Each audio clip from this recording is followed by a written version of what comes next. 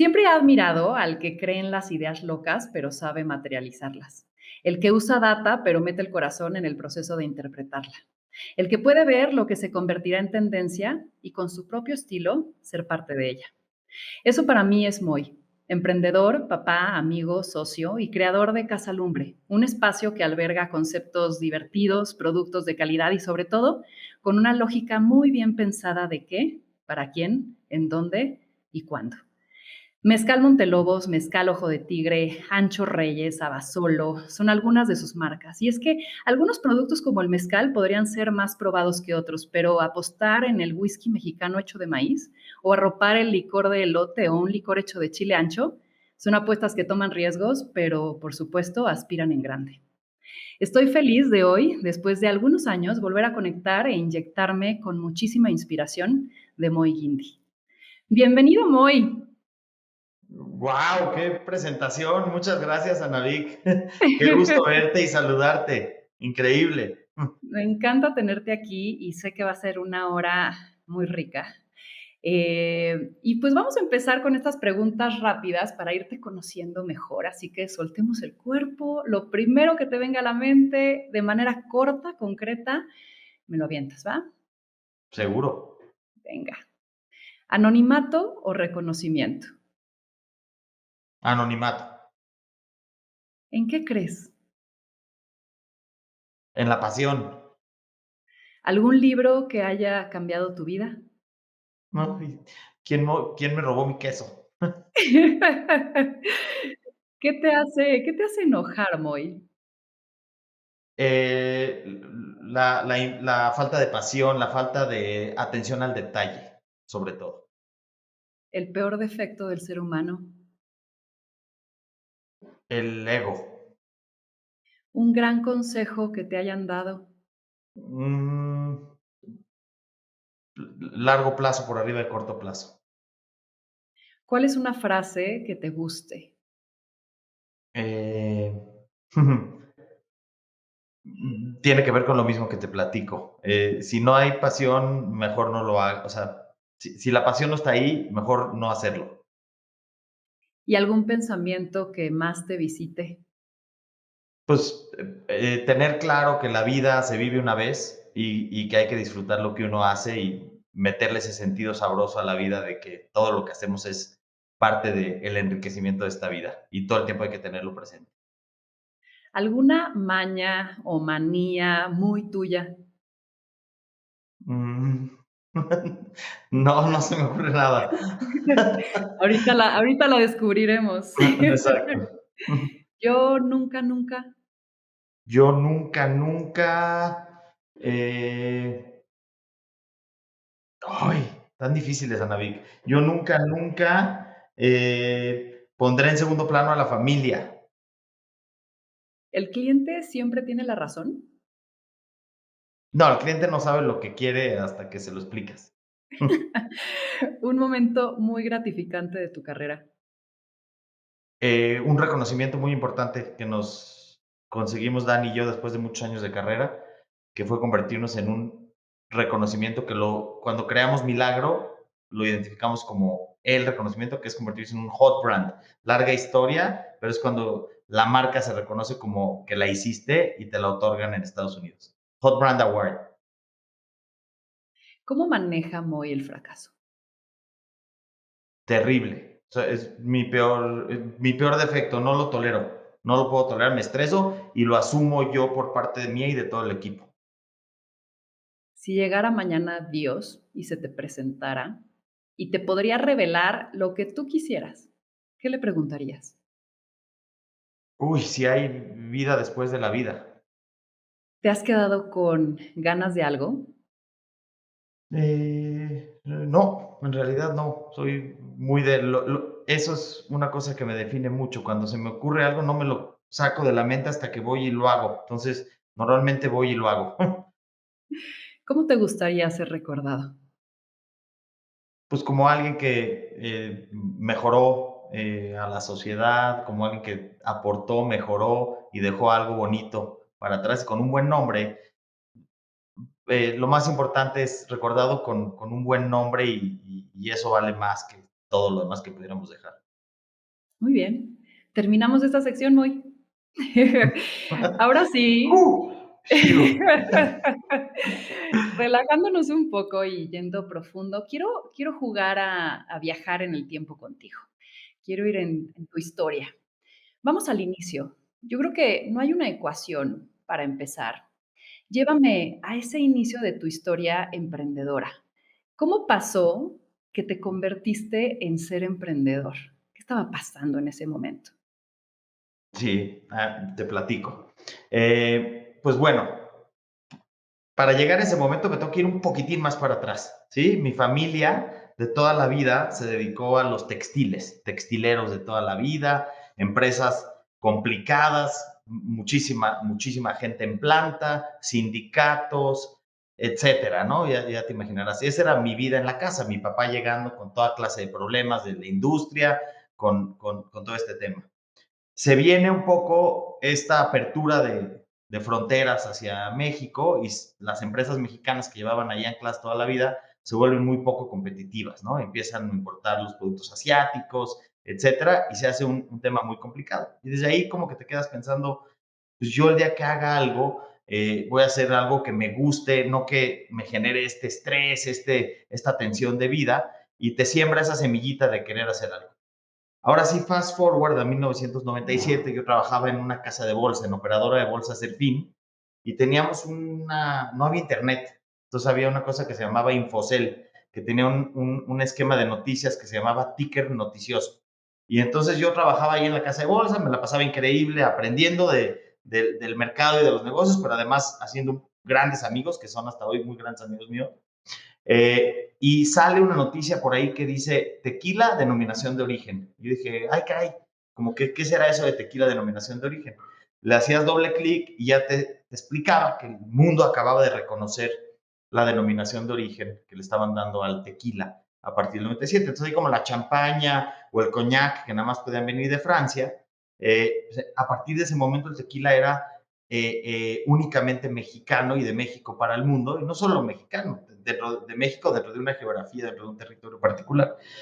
Pero volteabas a ver lo que había en el tequila en ese momento y todo hablaba como de este México del pasado, de los últimos 200 años, de las carretas y el borrachito dormido abajo del cactus. Y pues Dani, que desde ese momento se convirtió en mi socio, y yo decíamos, pues no puede ser que Spiri González vaya a ser el embajador de México ante el mundo entero. Eso algo está mal en esa ocasión. No era el México que nosotros estábamos viviendo. Estábamos viviendo un México evolucionando, con la parte culinaria en un desarrollo increíble, la arquitectura, y ese era el México con el cual nos sentíamos muy identificados. Y dijimos, bueno, si el tequila se va a convertir en este embajador de México ante el mundo, pues ¿por qué no nos aventamos a crear una marca de tequila que refleje esos valores y esa identidad?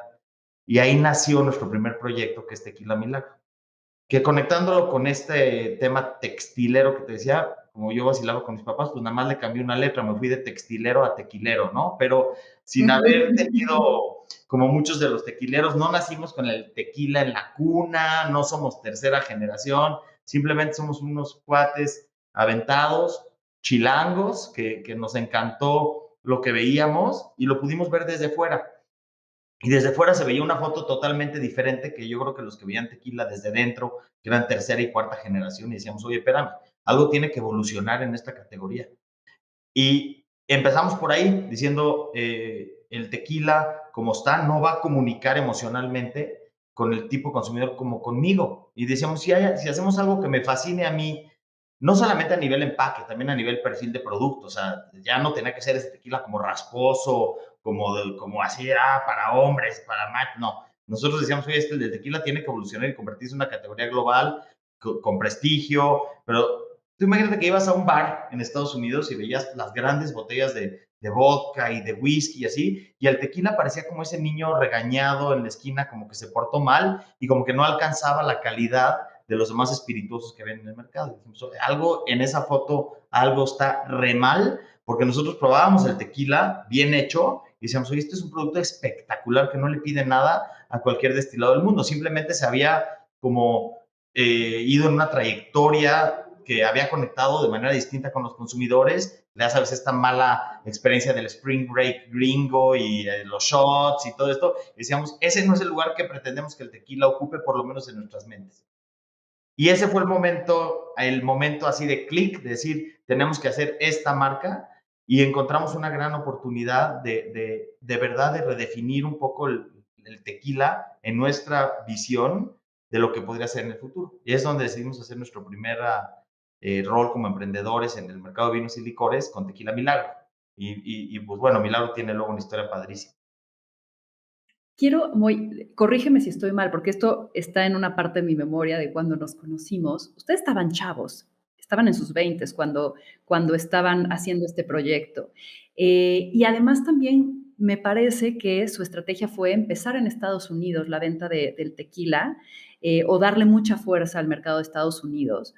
Y veo para ese momento y digo, híjole, tuvieron que tomar muchas decisiones y también la inversión que tenían que hacer y quizás no estaban tan experimentados.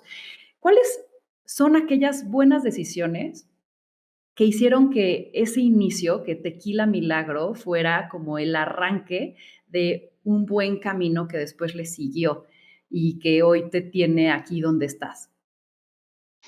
Pues bueno, como contexto para lo que te voy a responder, te diría, nada de esto lo planeamos de la manera como salió. Fue sucediendo como se fueron uniendo los eventos. Pero sí, efectivamente, Dani y yo teníamos 22 años cuando empezamos en este negocio. Nos conocimos en la universidad y saliendo de la universidad tuvimos una clase que hicimos juntos que nos dimos cuenta que conectábamos muy bien como socios y fue cuando decidimos hacer este emprendimiento de Tequila Milagro. Pero efectivamente a los 22 años no sabíamos nada de nada más que de saber tomar tequila, nos encantaba tomar y sabíamos tomar muy bien, pero era más o menos lo que sabíamos.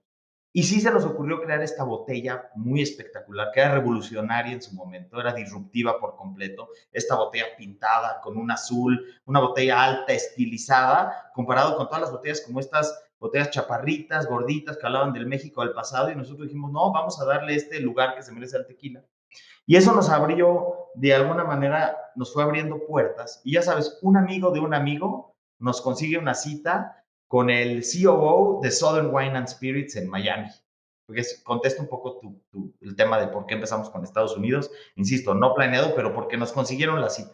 O sea, no estudio de mercado, no análisis de tendencias, nos Exacto. abrieron una puerta, vamos a ir por ella. Es más, déjame, te doy un poco de color a ese tema. Uno de los brokers de la familia de mi papá vendía medias. ¿Te acuerdas que antes se usaban mucho las medias? Y mi familia tenía un negocio de medias. Y el broker, Jerry, resultaba que un amigo de él conocía a alguien de Southern Wine and Spirits. Y entonces en un desayuno con Jerry nos dice, pues yo te organizo la cita con Mel Dick. Pero Mel Dick para nosotros en ese momento era como una institución, sigue siendo a la fecha una persona muy importante en el medio de vinos y licores. Y ya vamos, Dan y yo, nos ponemos nuestro traje, corbata, porque a los 22 años pues queríamos vernos un poquito más como conocedores de la industria. Llegamos a la reunión en la oficina de Meldic, imagínate esta oficina como del Padrino, o sea, con una oficina con sala y todo esto, y está sentado Meldic así como con una postura muy, así como de a ver qué me van a presentar estos chavitos, y lo primero que nos pregunta es, ¿dónde está tu papá? O sea, esa fue la primera pregunta de Mel, y le decimos como, no, Mel, pues esto es lo que somos y pues venimos a presentarte una idea y no sé qué. Y él así como con una postura corporal muy así como de, a ver, estos chavitos que me van a presentar. Sacamos la botella de la maleta, la botella de Milagro, la botella azul, vibrante, preciosa, alta, estilizada, y en el inmediato le cambia toda la perspectiva corporal, se endereza y nos dice, no, a ver, espérame, esta es la 10ª marca de tequila que me presentan esta semana, pero no me habían presentado nada como esto. Prueba el producto y dice, ah, hijo, esto está increíble, y on the spot nos pide un contenedor de tequila, o sea, 2,000 Anda. cajas con 6. No, Dani, yo nos volteamos, ya somos millonarios, este es el negocio más fácil del planeta, llegamos, nos presentamos, les damos la botella y nos piden 2,000 cajas. Claro que ahí fue cuando aprendimos el negocio. O sea, ese parecía que era un negocio fácil, claramente no lo es. Como todos los negocios, después de 6 meses regresamos a la oficina, a la bodega de Southern, y habían 1,999 cajas en la bodega. Y ahí fue donde aprendimos que, bueno, una cosa es tener la entrada, el distribuidor, el interés, pero otra cosa es todo lo demás que corresponde para generar una marca de bebidas alcohólicas y todo lo que hay que hacer para conectar con el consumidor, generar el famoso pool de producto, etcétera, ¿no? Entonces ahí fue verdaderamente nuestro Harvard, donde verdaderamente aprendimos el negocio y le fuimos entendiendo un poquito de la mano, fuimos haciéndonos de buenos aliados.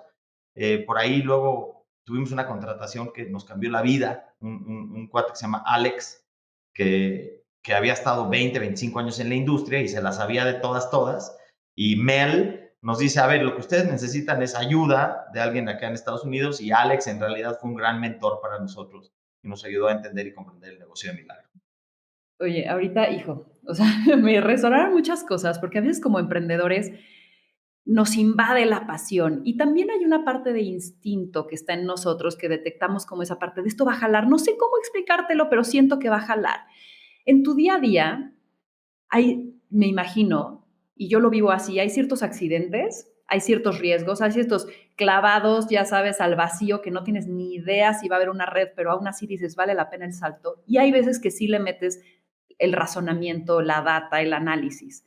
¿Cómo es para ti, como este proceso de soñar en grande y decir, vamos para allá, pero tengo que construir un camino que me lleve allá y no nada más las ganas de que me latió esa idea? O sea, ¿qué pasa en tu día a día y cómo le metes tal vez esta parte de intuición, data? O sea, ¿cómo tomas estas decisiones? Sí, definitivamente es algo muy instintivo, pero que conforme van pasando los años, ese instinto se va perfeccionando y se va convirtiendo de alguna manera en algo que deja de ser intuición y se convierte más como en un sexto sentido, de alguna manera. O sea, creo que haciéndolo la primera vez aprendes muchas cosas, pero haciéndolo ya 8 o 9 veces, que es nuestro caso, pues ese instinto lo vas ratificando y vas viendo cuáles son las cosas que históricamente han funcionado con ese instinto y cuáles son las que no. Y lo vas puliendo y lo vas definiendo. Pero definitivamente yo creo que hay todavía este componente de intuición, de decir, esto va a jalar porque el mundo necesita un whisky de maíz ancestral nixtamalizado. Hay un momento que hace clic te voy a platicar que en Casalumbre tenemos muchas analogías. Nosotros le llamamos a eso nuestro Wi-Fi personal, tenerlo siempre encendido.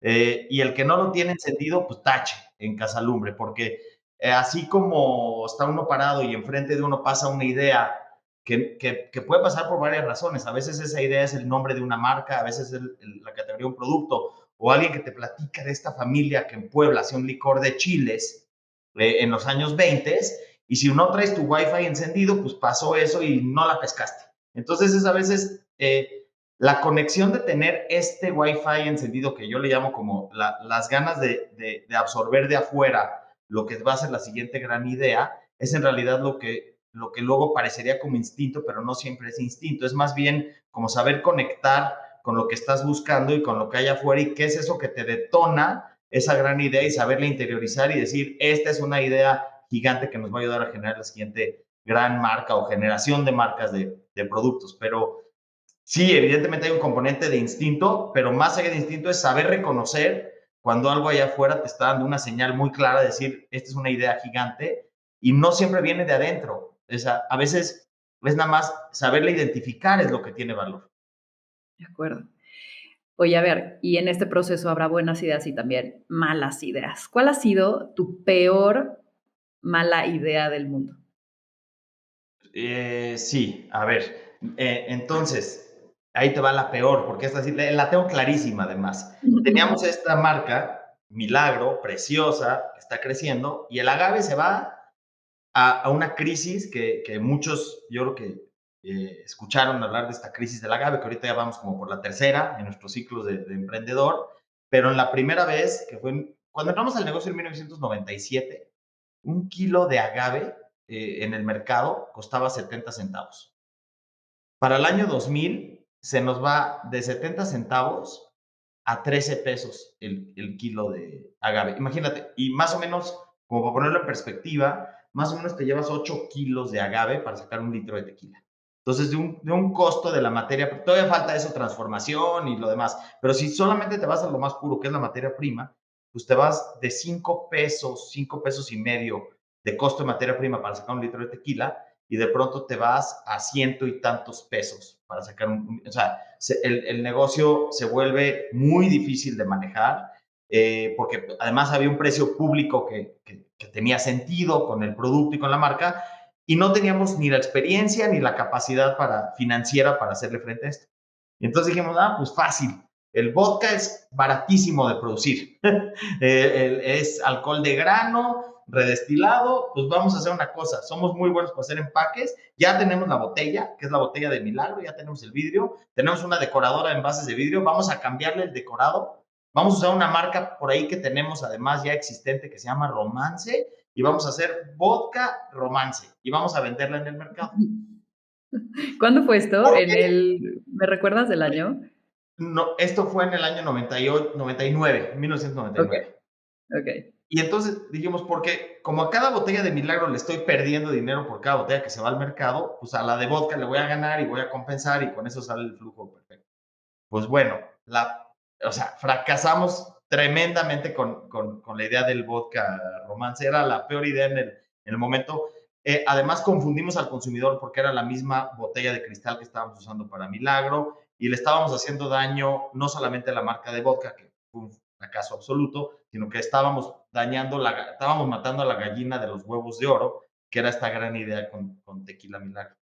Y por si fuera poco, luego con esta misma crisis del agave, vemos que en ese momento, estábamos muy anticipados a nuestro tiempo, vemos que el mezcal, pues el costo de un kilogramo de agave azul para hacer tequila costaba carísimo, pero el del mezcal todavía no era lo que es el mezcal hoy en día, estaba muy barato. Entonces dijimos, oye, ¿por qué no hacemos además un mezcal que se llame Milagro también? Y entonces buscándole, ¿no? Por todos lados, como cómo contrarrestar este tema de flujos de efectivo y de rentabilidades. Y entonces lanzamos con la misma botella de tequila Milagro, mezcal Milagro, para que el mezcal todavía era una categoría que no estaba en el radar del consumidor y generó una confusión terrible en el mercado. La gente pensaba que iba a tomar tequila y de repente le salía mezcal con el sabor ahumado y no sabían ni qué estaban tomando y fueron los dos grandes errores, de alguna manera ocasionados por tratar de malabarear 7 pelotas al mismo tiempo que tienen que ver con rentabilidad, con flujos de efectivo, con un problema grave de suministro de agave. Y dime algo, Moy, hoy con tiempo, experiencia, perspectiva y sin estar necesariamente ahogado en esa crisis, ¿qué hubieras hecho distinto? O sea, ¿qué hubiera sido una mejor alternativa que jugar y tratar de dar estas patadas de ahogado? Es que luego la solución nos vino, o sea, que hubiera sido lo que debía haber hecho desde un principio, la solución nos llegó, pero nos llegó de alguna manera con este tema de tener este Wi-Fi encendido desde el principio. Nosotros teníamos al mismo tiempo de tener la tequilera, tenemos una decoradora de envases de vidrio. Eran nuestros dos negocios que teníamos, Dani y yo. Y en la decoradora teníamos un cliente. Y este cliente un día llega a platicarnos, era un cliente que tenía una marca de tequila y nos dice, oye, yo lo que tengo es un montón de agave, tengo campos y campos y campos de agave, soy agavero de profesión y estoy tratando de hacer una marca de tequila exitosa, pero pues mi marca nada más no jala. Y entonces ahí conectamos con él y le dijimos, oye Juan, es que nosotros tenemos exactamente lo opuesto, tenemos una marca de tequila que está funcionando muy bien, pero a los costos actuales del agave pues no nos da.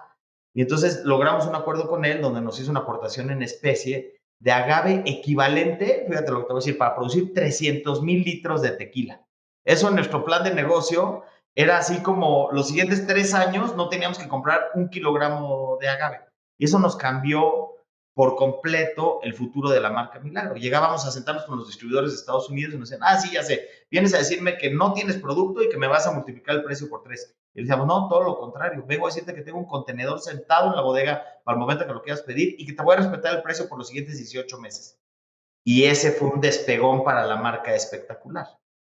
Oye, y ese momento de serendipity, porque al final del día es como se juntaron el hambre y las ganas de comer. O sea, es la combinación entre tener el Wi-Fi abierto y moverte, ¿no? O sea, seguir tocando, viendo, explorando para que llegues a esos puntos de encuentro. ¿O qué hechicería hacen tú y Dani para que se les presenten esas magias? No, yo creo que el tema justo es tener la sensibilidad de entender que ahí está la oportunidad. O sea, y por eso decía un poco, o sea, por más que yo hubiera planeado ir a sentarme con un agavero que tuviera un montón de agave, la verdad es que hubiera sido poco probable que hubiera llegado con el indicado. Pero cuando lo tienes enfrente, pues es nada más conectar los dots para decir, este es mi socio y tengo que hacer hasta todo lo que esté en mis manos para que sea un ganar-ganar. Y si logras un ganar-ganar con él, pues seguramente va a salir algo muy bueno. Ese es un poco, creo que, la gran habilidad que uno tiene que desarrollar como emprendedor, saber entender dónde están esas oportunidades e identificarlas y atacarlas con fuerza y con agresividad y no dejarlas pasar. Muy decías que no eres tan bueno con el fracaso. ¿Cuándo saber cuándo abandonar? O sea, porque era tal vez esta idea que tú te la habías comprado, metido pasión, y ya está entra una parte ya personal de decir, ahora sale porque sale, ¿no? ¿Cuándo de pronto dices, no, ya sí, sí es cierto, tienen razón, no fue una buena idea? Así, sí, bueno, yo creo que cuando empieza uno a ver al consumidor, el indicador más importante es el consumidor, en ese sentido. Cuando ves una señal del consumidor que estaba funcionando muy bien con tu producto, que estaba conectando con tu producto, y de pronto ves un cambio de señal en el consumidor que dice, oye, o el cliente mismo, ¿no? Que te dice, oye, ya me confundiste, ¿tú eres tequilero o haces vodka? O esa botella va a ser para tu tequila o va a ser para tu vodka. Y yo creo que esa es la señal más clara viene también de ahí, principalmente del consumidor, pero no siempre hay acceso al consumidor. Si lo hay, es la señal más clara que puede haber, saber entender, leer al consumidor y qué está pasando por la mente del consumidor.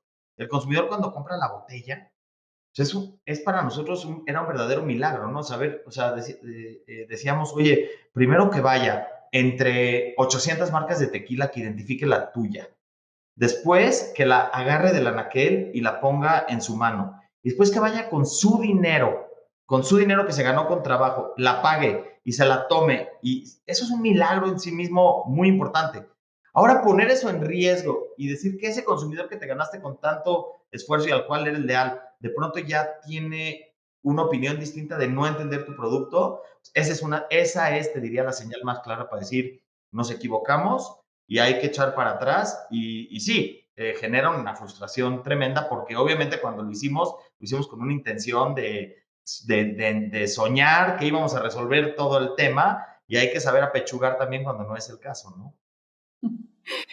Oye, me llama mucho la atención tu portafolio, que es increíble y tiene esta combinación, como lo decía, ¿no? O sea, todo es muy estilizado, es innovador, pero además tiene algo de lúdico, porque uno no sé cuánto tiempo lleva en tu portafolio, pero el whisky mexicano, o sea, Abasolo, que está hecho de maíz, cuéntame un poco, o sea, porque sí es un salto a decir, estamos rompiendo una categoría y estamos proponiendo algo muy nuevo, que si bien se conoce el whisky, pero no hecho de maíz y no hecho en México y no, entonces cuéntame un poquito esa historia. Sí, pero para eso te tengo que contar un complemento padrísimo que tuvimos Dani y yo. Dani y yo aprendimos nuestras lecciones con Milagro, Fast Forward, de 1997 que lanzamos al producto. Acabamos resolviendo los temas que teníamos que resolver, lo del agave se resolvió y le vendimos la marca a una empresa muy querida para nosotros, que es William Grant, escoceses, whiskeros, ya tenían marcas ellos muy reconocidas como Glenfiddich, Hendrix en el mercado y logramos un acuerdo con ellos increíble. Entonces viene 2010 que es el momento de alguna manera que nosotros salimos de Milagro para darle entrada a lo que hoy conocemos como Casalumbre. Para crear Casalumbre se dio esta tremenda oportunidad y ahí sí nos pusieron en el camino con muchísima suerte a Iván Saldaña.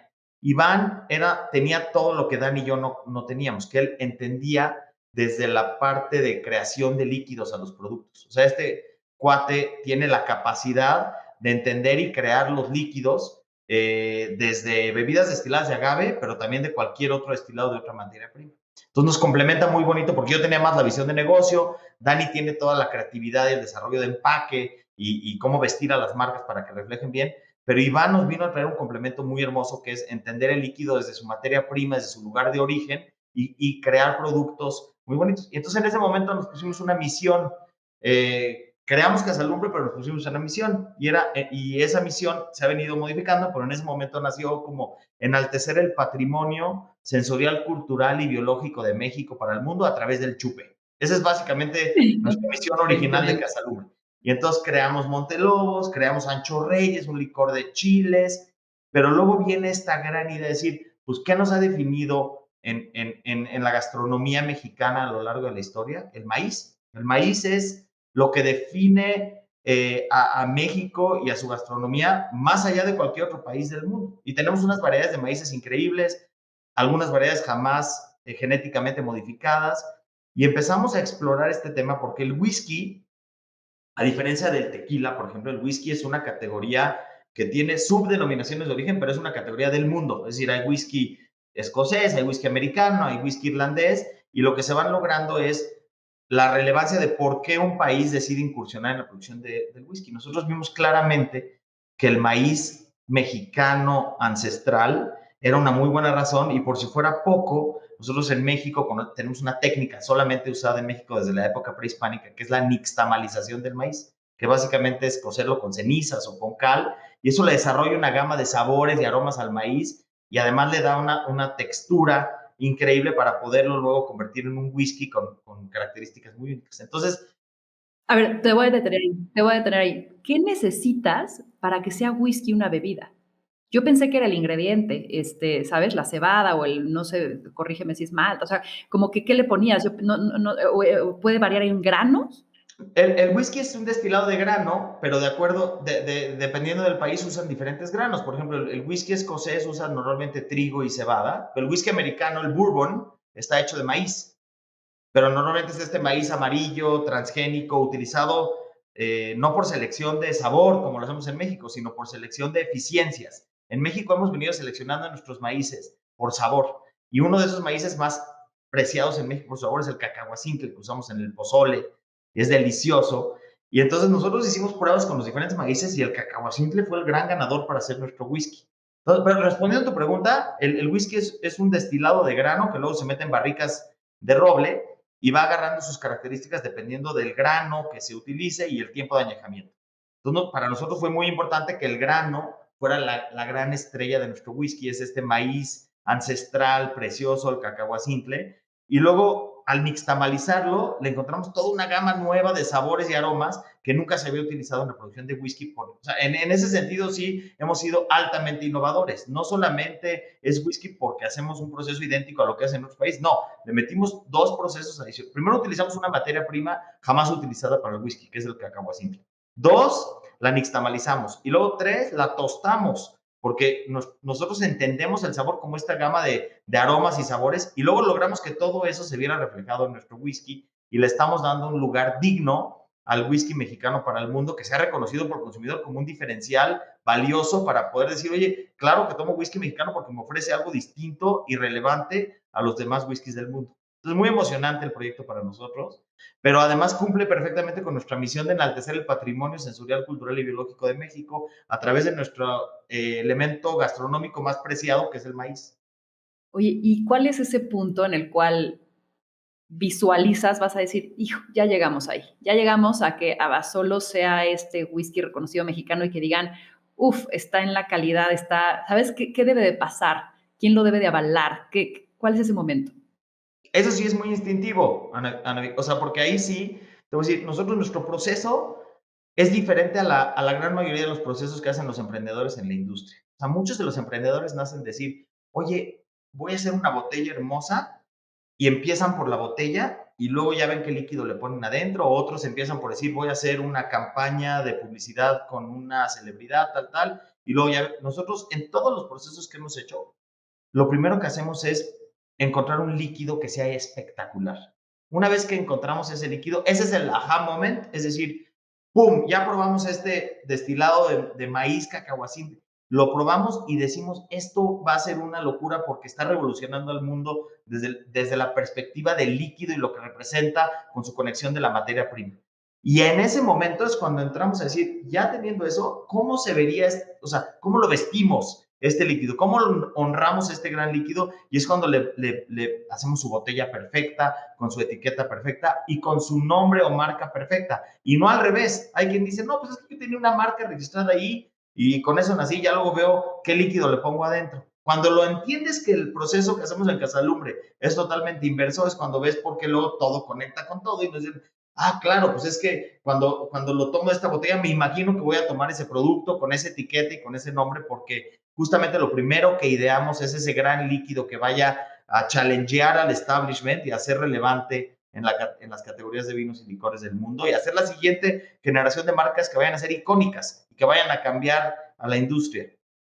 Y ahorita decías, depende el producto, decimos, si el empaque, si la campaña, si la celebridad. Tienes ojo de tigre. Y Ojo de Tigre, pues es otro mezcal dentro de tu portafolio, porque además ya tenías Montelobos.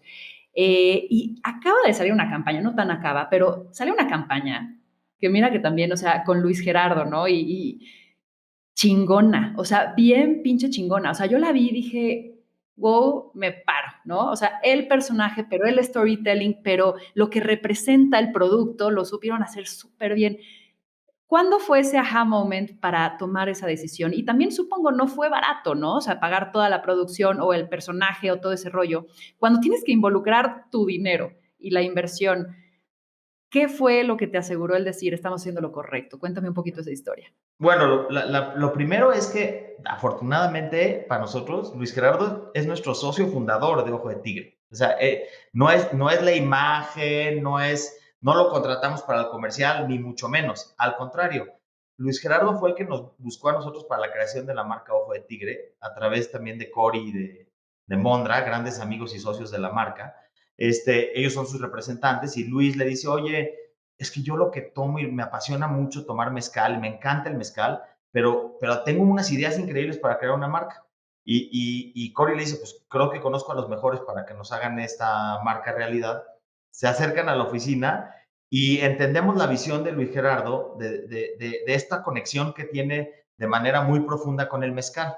Y entonces entendimos también que el mezcal necesitaba una puerta de entrada. Es decir, si tú en tu vida has tomado mezcal y llegas y te topas con un mezcal súper nerd, ahumadísimo, a 47, 48 grados de alcohol, pues a lo mejor fue la última vez que tomaste mezcal porque dices, híjole, esto está demasiado extremo para mi paladar no estaba acostumbrado. Y entendimos perfectamente que en Ojo de Tigre lo que andábamos buscando era un mezcal que abriera la puerta a los que quieran tomar mezcal y que ese mezcal fuera un mezcal que te dé la bienvenida de una manera padrísima, en muchos sentidos. Y qué mejor amplificador que Luis Gerardo Méndez para darle a conocer al mundo la creación de Ojo de Tigre. Entonces, digo, no lo sacamos a la primera, ni el nombre, ni el producto, fueron muchísimas sesiones muy divertidas, como te podrás imaginar, pero además luego viene este elemento de creatividad tan especial, este sabor picosito que le mete Luis Gerardo a las cosas y genera esta campaña, que es el mezcal para todos, que le llamamos, que es esta que tú mencionas, que está increíble desde la creación y del elemento creativo de cómo le dimos a conocer al mundo que Ojo de Tigre es lo que es a través de este video tan divertido que tenemos en YouTube, ¿no? Entonces, cuando tienes socios que te complementan y te aportan valor, las sinergias se vuelven increíbles también, ¿no? Y ahí ese es el ejemplo de cómo un actor, una persona tan sensible viene y se mete al mercado de vinos y licores y le aporta muchísimo valor a la categoría, conecta con el consumidor, y porque hay otros que han tratado y ha sido experimentos terribles y que han acabado por fracasar muy rápido, ¿no? Y este es el ejemplo del cómo sí. ¿Cómo seguir siendo relevante en el tiempo, Moy? Y con un mismo producto, quizás, ¿sabes? O sea, ¿cuáles son estos elementos que tal vez dices, uff, tienen que estar y si no matamos esto? O sea, pero ¿cómo llevas ya pues, muchos años Sí, haciendo esto?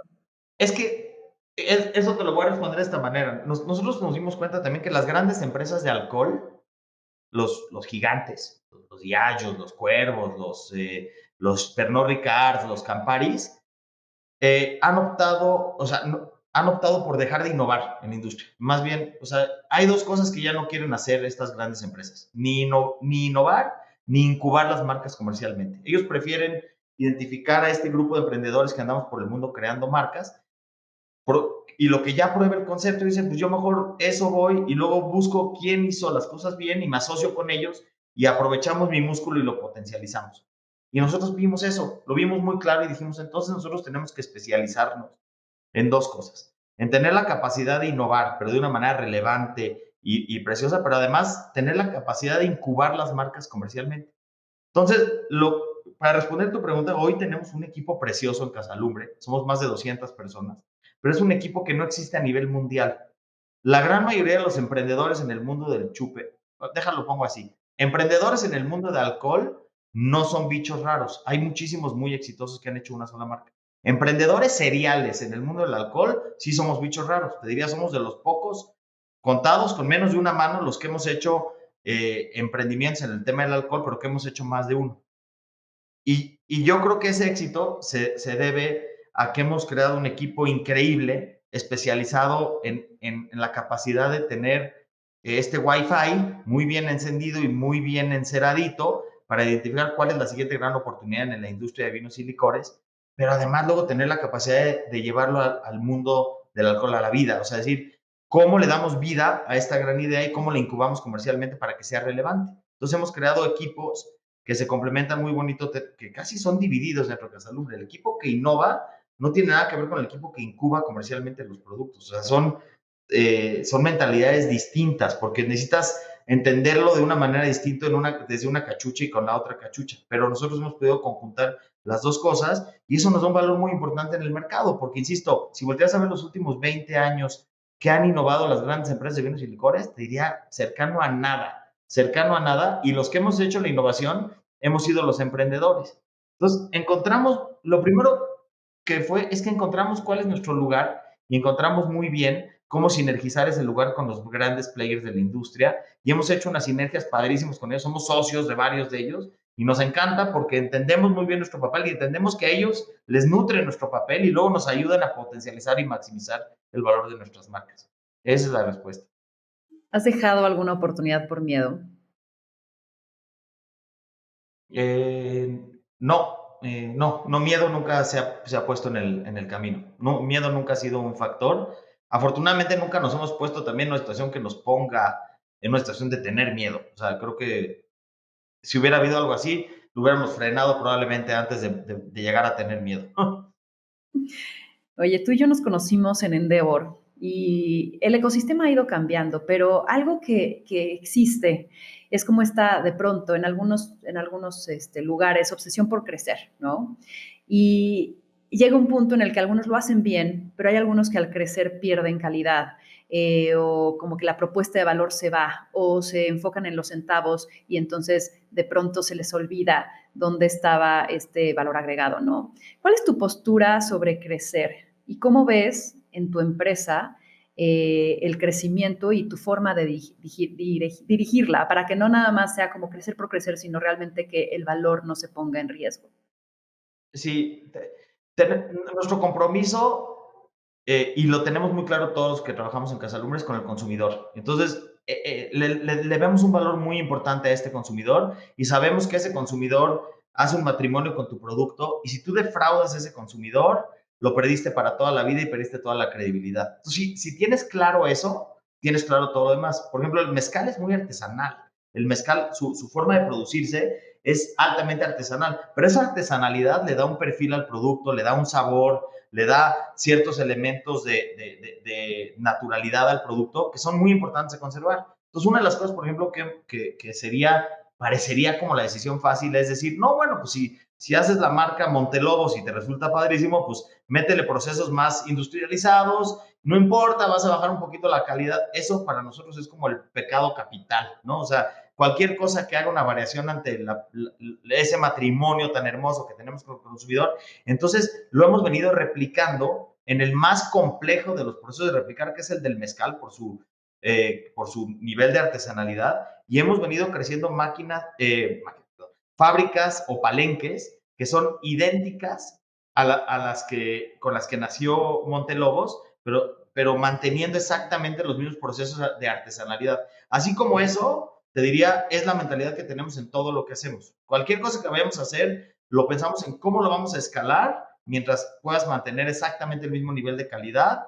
y de compromiso y matrimonio con tu consumidor. Y así nacen los productos en Casalumbre. Y hay veces que has dicho no, porque eso es una fórmula perdedora para la escalabilidad de como nosotros lo hemos tratado de hacer y has dejado ir tal vez una muy buena oportunidad económica por decir, me meto a mi columna vertebral. Sí, claro, 100%. Y te voy a decir, más tentados estamos porque muchas veces nuestras asociaciones con los grandes players a veces tienen fórmulas de salida que dices, híjole, cualquier centavito que nos ahorremos lo vamos a multiplicar a la salida por una muy buena cantidad. Y sería muy tentador decir eso, pero nos dimos cuenta, cuando tienes claro que esta es una de varias marcas que vas a construir, lo que estás construyendo es un nombre y una reputación, entonces ya no hay tentación, porque el endgame es mucho más grande que cualquier decisión de corto plazo que pudiera tener un beneficio efímero y que se va a ir muy rápido, porque al final no va a ser sostenible en el tiempo. De acuerdo. Hablaste de matrimonio, matrimonio con el cliente, pero también hay un matrimonio con tus socios. ¿Cuánto tiempo llevas con Dani? O sea, seguramente ha habido terapias entre ustedes dos o no. O sea, ¿cómo haces esa ecuación? ¿Cómo alineas visiones? De pronto empiezan a tener hijos, quizás las familias tienen distintas prioridades, pues, tus vidas se alejan, se acercan. ¿Cómo ha sido ese matrimonio entre socios? Sí, es como matrimonio, porque yo hace cuenta la mamá de Dani, siento que la trato igual como trataría a mi suegra, o sea, de alguna manera. Entonces, efectivamente, y yo siento que ella me da trato de yerno también, de alguna manera. Claro. Pero no, en 25 años que tengo de estar viendo estos negocios y los que me ha tocado vivir, he tenido muy claro que los negocios que han tronado por dos razones de lo que me ha tocado ver. No negocios nuestros, afortunadamente. Una, evidentemente, es la falta de flujo efectivo, que afortunadamente nunca ha sido un caso que, que, que nos haya preocupado de manera extrema como para cerrar uno de los negocios.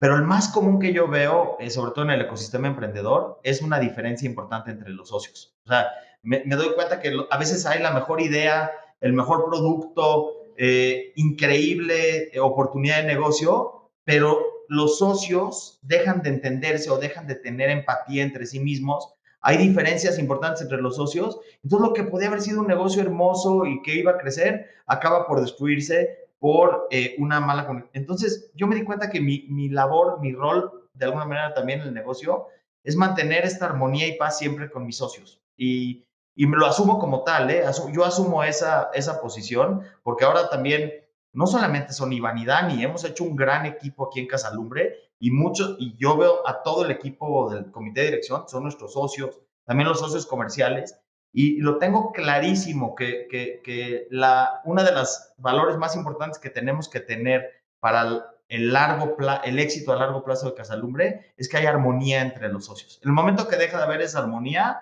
es cuando pones en riesgo, probablemente de la manera más obvia, la continuidad del negocio. Y entonces lo cuidamos como oro. Básicamente yo cuido mi relación con mis socios como oro. Tenemos reglas muy bien claras, definidas de cómo operamos, por qué, cómo, cuándo, pero además pues, con un principio muy básico de justicia entre todos y de responsabilidad total, ¿no? O sea, de compromiso y de responsabilidad total con el negocio, aunada a una fórmula que nos ha funcionado muy bien, que es que le sumamos a la responsabilidad total la libertad total. Es decir, todos los socios confiamos plenamente en las capacidades y talento de nuestros socios y damos por bueno que mi socio se va a morir en la raya por la parte que le toca. Pero cada uno desde nuestra trinchera entendemos que tenemos la responsabilidad de sacar adelante lo que nos toca. Entonces esa mezcla ha hecho yo creo, el menor número de fricciones de entre socios, porque primero hay ese valor de confianza, segundo hay este tema de que somos muy complementarios todos con todos aquí, y tercero es que lo primero que identificamos en Casalumbre es el talento. Ya el talento es la variable de entrada más importante para entrar a chambear aquí. Si tienes talento ya sabemos que va a funcionar. Entonces, cuando hay talento, hay complementariedad y hay compromiso, pues yo creo que todo lo demás se resuelve cuidando nada más, entendiendo, teniendo claro que la variable más importante para la continuidad del negocio es que no haya fricción entre los socios. Ya para ir cerrando, Moy, que el tiempo se me ha ido volando.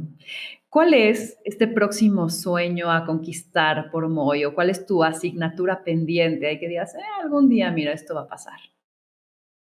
Sí, bueno, mira, creo que también ahora, con el nombre que hemos creado en Casalumbre, nos ha traído una responsabilidad importante. Y te diría, cada proyecto que nace es como un proyecto donde no podemos fallar, ¿sí me explico?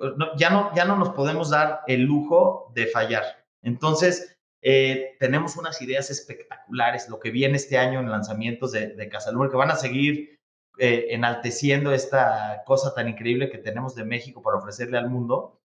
Y ahora el tema es, lo más importante es que este equipo de Casalumbre no tenga un final, sino que más bien, ¿cómo logramos que estén Dani, Moy, Iván o no estén, el espíritu de Casalumbre, de innovación y de seguir conquistando nuevos paladares y nuevos retos y seguir innovando se mantenga? Y yo creo que es un poco transmitir estos valores de innovación y de creatividad al equipo es lo que va a hacer que Casalumbre persista más allá de sus fundadores y ese es mi reto importante en este momento. Me encanta, Moy. ¿Dónde te encontramos? ¿Qué podemos chismear de ti, de Casalumbre, para seguir tu historia? Que seguramente muchos se inspiraron de ella. Sí, mira, yo creo que Casalumbre en su página web está padrísimo. Ahí si le pones Casalumbre o Casalumbre en Instagram estamos como Casalumbre Spirits. Este, ahí te diría, pues, en el mundo actual está padrísimo porque ponemos los stories con todo lo relevante, lo que vamos lanzando. Entonces, Casalumbre Spirits en Instagram creo que es la mejor manera de ver lo que hemos hecho y lo que estamos haciendo constantemente. Y es a donde podrás ver toda la innovación que estamos haciendo, lo que viene, que es muy emocionante. Este año en particular, 2022, tenemos 3 proyectos que nos tienen altamente emocionados, que decimos que vamos a volver a transformar el mundo de los vinos y licores de una manera relevante y padrísima para establecer, insisto, estas marcas que se vuelven icónicas y que volteando para atrás dices, wow, no puedo creer lo que hemos hecho los últimos 10 años y imagínate lo que vienen los siguientes 10. Me encanta, me encanta, me encanta. Voy a cerrar diciendo que nuestras pasiones sean las que nos muevan, nuestros sueños nos guíen y nuestra congruencia nos haga reales.